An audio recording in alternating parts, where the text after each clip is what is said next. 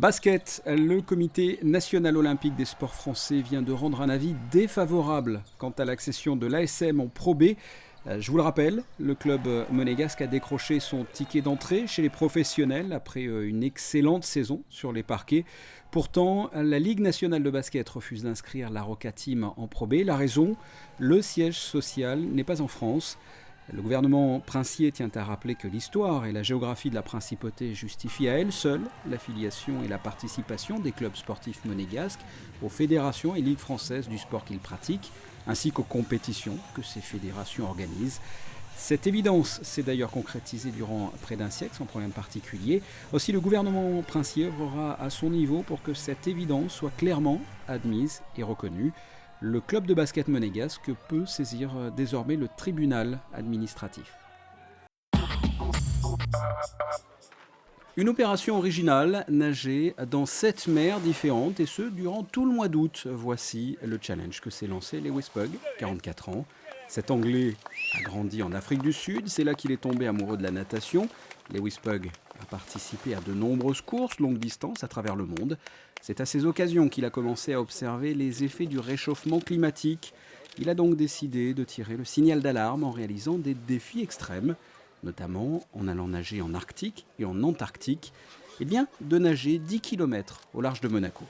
Maintenant, j'ai décidé de me lancer dans une série de natations en allant dans 7 mers différentes qui sont menacées, polluées, où il y a une pêche intensive pour mobiliser les États en faveur d'une aire marine protégée et protéger les océans. La Fondation soutient évidemment ce projet puisqu'il est destiné à sensibiliser aux problématiques des mers et des océans. Donc le fait que Lewis Pugg nage un certain nombre de dizaines de kilomètres dans 7 mers du monde, dont la Méditerranée bien entendu, qui sont particulièrement fragiles comme tout le monde le sait, ça s'inscrit tout à fait dans les actions de sensibilisation que souhaite mener et que conduit la Fondation. Lewis Pugg a choisi la mer Méditerranée et plus particulièrement la Principauté pour lancer son défi en présence du souverain. J'ai choisi de commencer ce défi par Monaco en premier pour 2 raisons. La première parce que le prince Albert II est particulièrement influent et concerné par la protection des océans.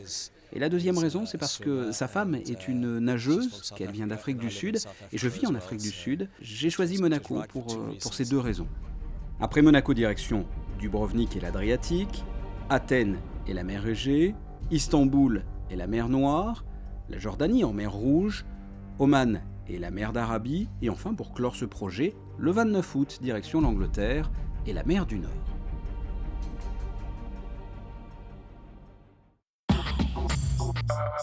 Telle une machine à remonter le temps, le Monte Carlo Sporting Summer Festival plonge durant 3 jours les spectateurs dans le monde artistique d'Elvis Presley et de ses amis.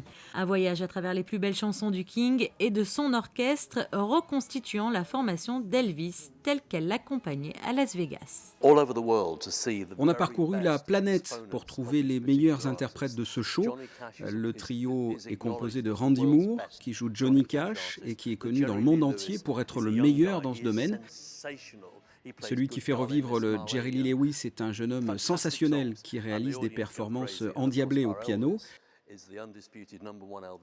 Et notre Elvis est sans contexte le meilleur double d'Elvis au monde.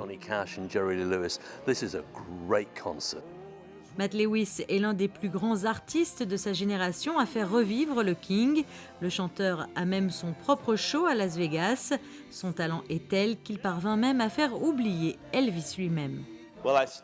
L'histoire a commencé quand j'avais 12 ans. J'étais omnibulé par Elvis. J'ai commencé à apprendre à chanter comme lui, j'ai appris à parler comme lui et à bouger comme lui. Cela m'a pris de nombreuses années avant d'être bon. Au total, 20 musiciens, danseurs et choristes accompagnent Elvis et ses amis sur la scène de la Salle des Étoiles. Un spectacle à couper le souffle, à découvrir jusqu'à mercredi au Sporting d'été.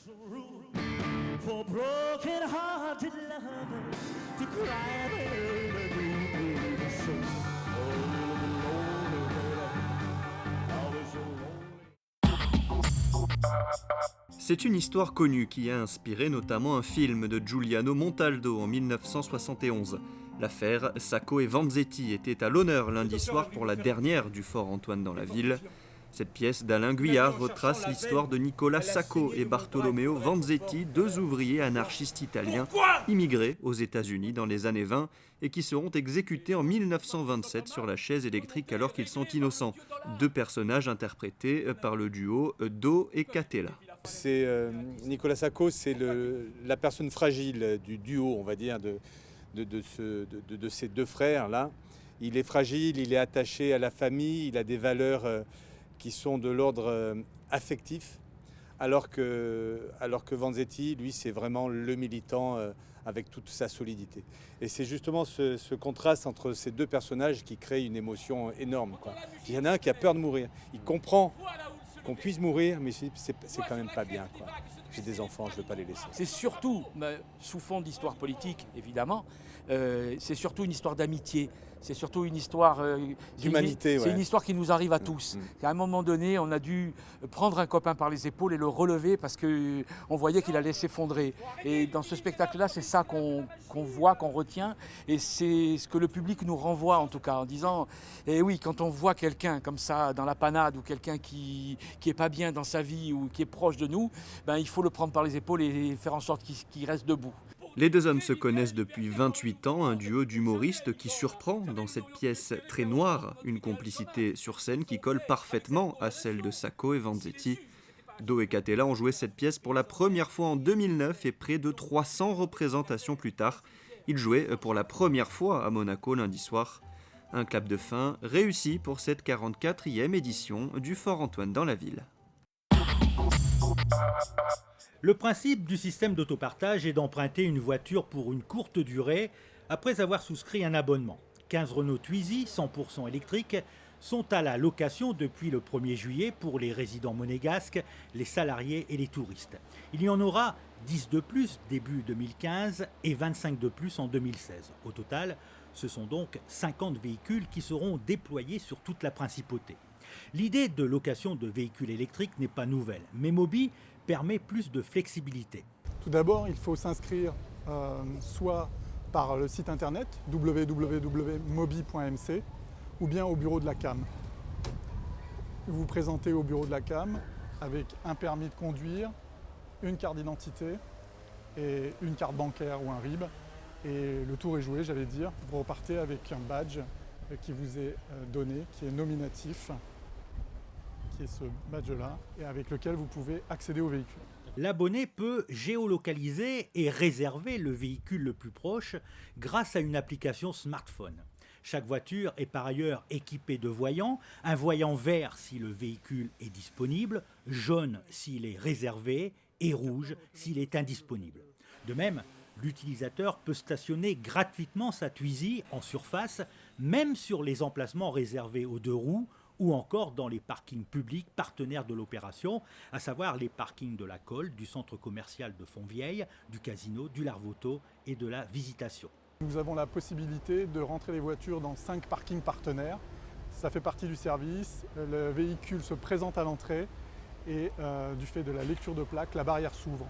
D'ici l'automne, 6 autres parkings accueilleront gratuitement les Twizy. Autre avantage, l'abonné n'est pas obligé de ramener la voiture à une station de recharge de batterie. Il peut la restituer où il veut en principauté sans avoir à la recharger. Quant à la Twizy, il s'agit d'une voiture ultra compacte de 2 places pouvant atteindre les 70 km/h, mais surtout très maniable et facile à garer. Elle offre aussi une belle autonomie puisqu'elle peut parcourir 80 km. Pour rouler en Twizy dans les rues de la Principauté, il vous en coûtera 20 € pour 1 heure de location, 35 € pour 2 heures ou encore 60 € pour 4 heures. L'autopartage Mobi est le nouveau mode de déplacement, un mode de transport non seulement innovant, mais également économique et écologique. L'homme d'affaires Flavio Briatore a un nouveau bébé en principauté, le Twiga Monte Carlo. L'établissement est en réalité l'ancien Life Club à l'avenue Portier, repris et complètement réaménagé. Un endroit qui n'a pas laissé le propriétaire insensible. J'ai adoré tout de suite parce qu'on était dans le centre de Monaco. On a un ponton ici qui est sur la mer, ici on était. Et à la soirée, on a tout Monte Carlo, c'est magnifique. L'été, tu as les bateaux, tous les grands bateaux, ils sont ici devant. 1800 m² de surface et un projet 3 en 1. Prendre l'apéritif à l'italienne sur le ponton accompagné de suricates illuminés ou encore danser jusqu'au bout de la nuit dans un décor de jungle, tout est possible, sans oublier le point fort du Twiga, la cuisine. C'est pas nécessaire pour manger japonais, aller dans un restaurant décoré japonais avec les cadres japonais, les trucs japonais. Tu peux venir ici, tu manges japonais et si tu veux, tu manges italien aussi. L'important, c'est toujours la qualité. Flavio Briatore aime l'Afrique et ça se voit sur le ponton, dans les décors et même jusque dans le nom. Twiga signifie girafe en swahili, une langue de l'Afrique de l'Est. Le projet a su séduire la clientèle qui est bien présente au rendez-vous. On n'a pas fait de publicité, rien fait, mais on était plein. Prochainement, l'homme d'affaires se rendra à Dubaï pour signer quelques contrats. Un restaurant Cipriani et le concept billionnaire devraient voir le jour. En attendant, pour le moment... Moi, je suis venu à Monaco pour moi relaxer. Et maintenant, c'est plus relax, sinon basta.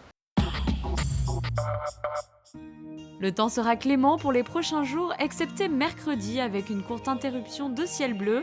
Des nuages orageux seront à noter le matin avec un risque d'averse. Retour des éclaircies en seconde partie de journée. Les températures seront moins chaudes que les jours précédents, avec 23 degrés dans la matinée et 26 degrés dans l'après-midi. Jeudi, retour du ciel bleu avec quelques nuages discrets et un vent très sensible. Il faudra compter 23 degrés en début de journée et 27 degrés pour l'après-midi. Vendredi, journée ensoleillée sans toutefois de grande chaleur. Les températures oscilleront entre 22 et 26 degrés. Samedi, large soleil dominant avec quelques nuages provisoires. Les températures sont proches des normales de saison avec 23 degrés le matin et 27 degrés dans l'après-midi.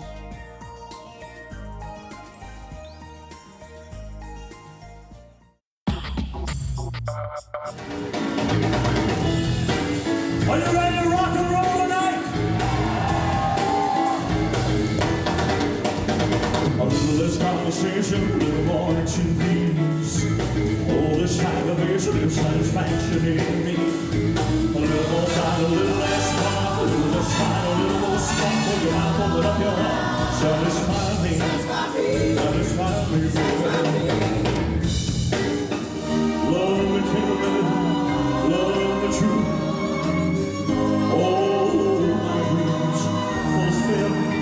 Hello, baby, for my darling, I love you, and always will. I'll tell you what I say, I'll tell you what I say, I'll tell you what I say, I'll tell you what I say, I'll tell you what I say,